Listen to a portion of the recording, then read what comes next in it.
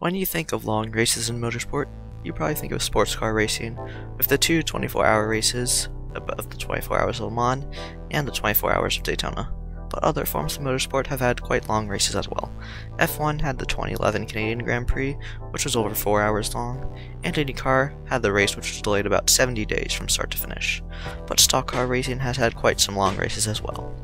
The 2012 Daytona 500 was quite the weird NASCAR race.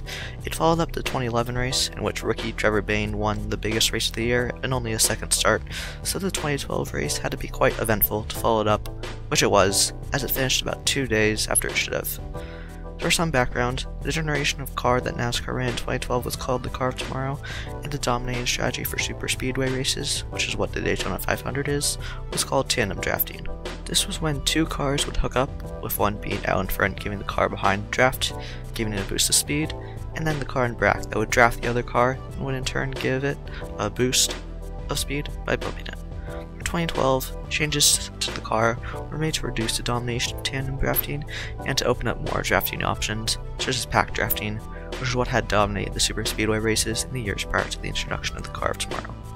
Matt Kenseth won the second Gatorade Dual Race qualifying race, so he started 4th. Tony Stewart won the first Gatorade Dual Race, so he started 3rd. Greg Biffle won outside pole in speed qualifying, so he started 2nd. And then Carl Edwards got inside pole in speed qualifying, so he started 1st. The race was supposed to start at 1 p.m. on the Sunday of the 26th of February, but was delayed until the next day, on Monday, at 1 p.m. due to heavy rain, but then it was delayed even further to 7 p.m. due to more rain. This meant that the man supposed to wave the green flag, John Cena, wasn't able to be here as he had a WWE commitment in Portland. As the green flag waved, second place starter Greg Biffle got a better start and took the lead to turn 1, where the two hooked up and steamed ahead of the pack. The first notable event of the race was a crash in which Jimmy Johnson, who was running 7th, was turned into the wall by Elliott Sadler. Danica Patrick slammed into the side of David Reagan, both colliding with Johnson, who had moved to the middle of the track. Kurt Busch and last year's 500 winner, Trevor Bayne, were caught up in the crash as well.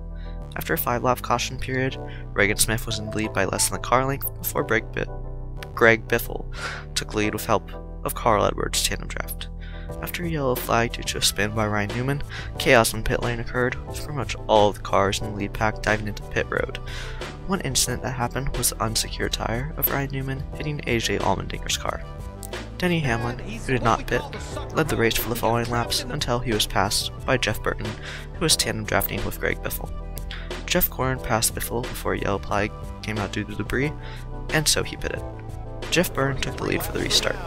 Martin Truex Jr. took the lead on lap 78, but then Jeff Gordon's engines blew, caused a caution, so most of the field pitted.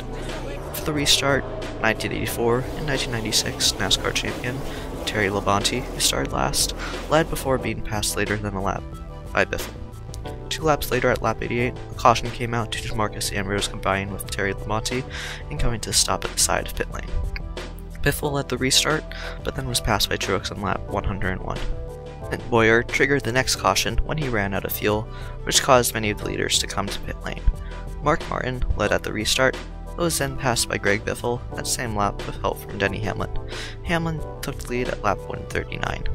On lap 157, the engine of David Strem failed, and also due to rain approaching the circuit, which caused a caution. So many leaders pitted. After Juan Pablo Montoya exited pit lane, he went up to racing speed in order to catch the pace car, but as he went up onto the banking, a rear tailing arm on his car broke, sending him up the banking right into a jet gyre, which he crashed into, causing jet fuel to spill all over the track, which later ignited, causing a 2-hour lengthy red flag, in which Brad Keselowski made probably what was ever the first tweet from a driver actively in a race. After the red flag period ended, Dave Blaney led for the restart as the clock ticked over to Tuesday morning, as he had not pitted before the red flag. Matt Kenseth took the lead after the leaders pitted for fuel. At laps at 176, the 8th caution of the race came out when contact occurred between Casey Mears and Eric Almirola. Matt Kenseth kept the lead at the restart. However, the green flag period after the race resumed didn't last, as one of the drivers on the inside line, Jamie McMurray, cut a tire, which caused him to swerve into the pack, which triggered a huge multi-car pileup, which the drivers caught up in the crash included Eric Almirola, Casey Kane, Carl Edwards, Reagan Smith, and Brad Keselowski. This caused a caution period, and then the race later restarted on lap 194, But barely 3 laps passed when another multi-car pileup occurred when Kyle Busch and Tony Stewart spun, wiping out 18 cars in total. A few laps under caution were run before the race was extended to 202 laps to get one final racing lap in. Kenseth kept the lead ahead of Greg Biffle and Dale Earnhardt Jr. to get his second Daytona 500 win. The 2012 Daytona 500 was quite the long and chaotic race. It was supposed to start on Sunday afternoon, and it finished on Tuesday morning. It had a total of 9 caution periods, 1 2-hour-long red flag period, which was quite a lot for superspeedway racing, and had quite a few lead changes, even the person who started last, Terry Lamonti, leading at one point, showing how chaotic NASCAR can be sometimes. Anyways, thanks for watching. If you like, consider liking. If you like the channel, consider subscribing. I'll see you next time.